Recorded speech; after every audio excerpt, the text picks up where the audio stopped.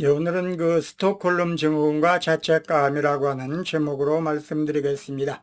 자신을 총구로 위협하고 목숨을 담보로 유괴범이나 강도에게 따뜻한 동정심을 느끼고 심지어 그를 위해 경찰에 대행해 변호까지 해주는 일이 실제로 일어날 수가 있을까요? 상식적으로는 선뜻 이해하기 힘든 이 기이하고도 서글픈 심리 현상을 바로 우리는 스톡홀름 증후군이라고 이야기합니다. 대체 인간의 마음은 어떤 극한 상황에 몰렸을 때 자신을 해치는 가해자를 향해 애정과 충성을 보내게 되는 것일까요? 이 스톡홀름의 독특한 명칭은 1973년 스웨덴의 수도 스톡홀름의 노르말름 스토리 광장에 있는 한 은행에서 발생한 인질극 사건에서 유래했습니다. 무장강도 2명이 은행에 침입해 직원 4명을 담보로 잡고 무려 6일 동안 경찰과 대치했습니다. 언제 죽을지 모르는 피말리는 공포의 시간이 흐른 후 경찰의 가스 투입으로 인질극은 종료되었지만 인질의 태도는 대중에게 엄청난 충격을 안겨주었습니다.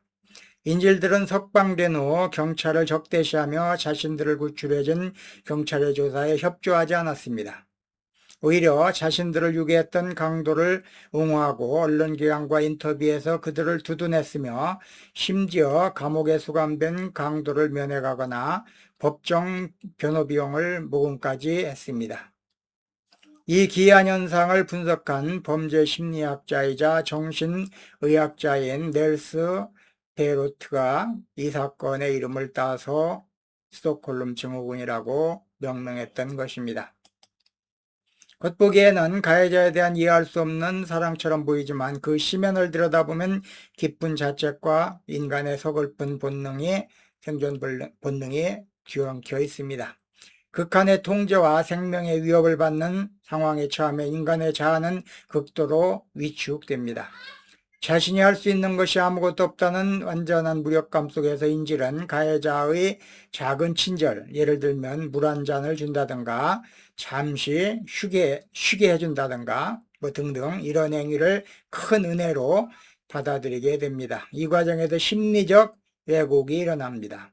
남의 목숨을 살리고 죽이거나 혹은 어떤 대상의 존립을 완전히 좌지우지할 수 있는 절대적인 권한을 준 가해자의 분노를 사지 않기 위해 인질은 내가 무엇인가 잘못해도 저 사람을 화나게 만든 것은 아닐까, 내가 더 참아야 했는데 라고 하며 위협의 원인을 가해자가 아닌 자기 자신에게 돌리기 시작하는 것입니다. 이러한 무의식적인 자책감은 극단적인 공포로부터 자신을 보호하기 위한 일종의 심리적 방어 기제입니다. 상황의 주도권을 쥔 가해자와 자신을 동일시하고 가해자의 폭력성을 내 탓으로 돌려 스스로를 자책함으로써 내가 잘하면 저 사람이 나를 해치지 않을 것이라는 가짜 안정감을 만들어내는 것입니다.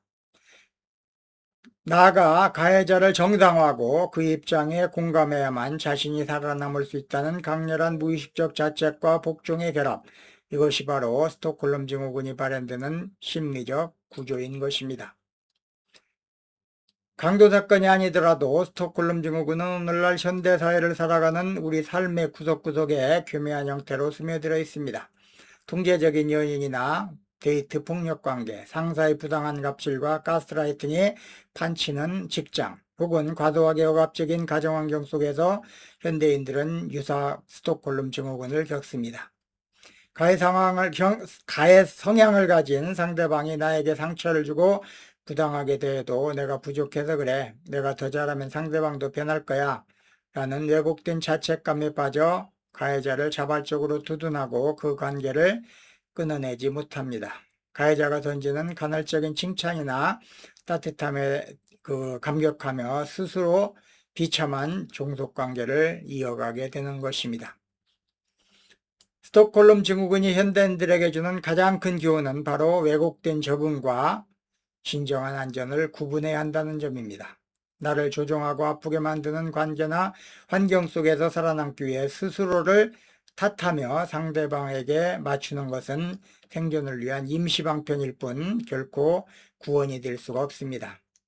타인의 통제와 폭력 앞에서 스스로에게 화살을 돌리는 자책감을 멈춰야만 스스로 가스라이팅의 굴레를 깨부술 수가 있습니다. 나의 가치를 타인의 그 지배하에 두지 않고 나를 괴롭히는 가해자와 용감하게 심리적, 물리적 거리를 두는 것. 이것이야말로 스톡홀름 증후군이라는 마음의 감옥에서 걸어나와 진짜 나의 삶을 찾는 시작이 되는 것입니다. 오늘은 그 인질리 가해자를 사랑할 때 스톡홀름 증후군과 자책감이라고 하는 제목으로 말씀드렸습니다. 오늘은 여기까지 하겠습니다. 시청해 주셔서 감사합니다.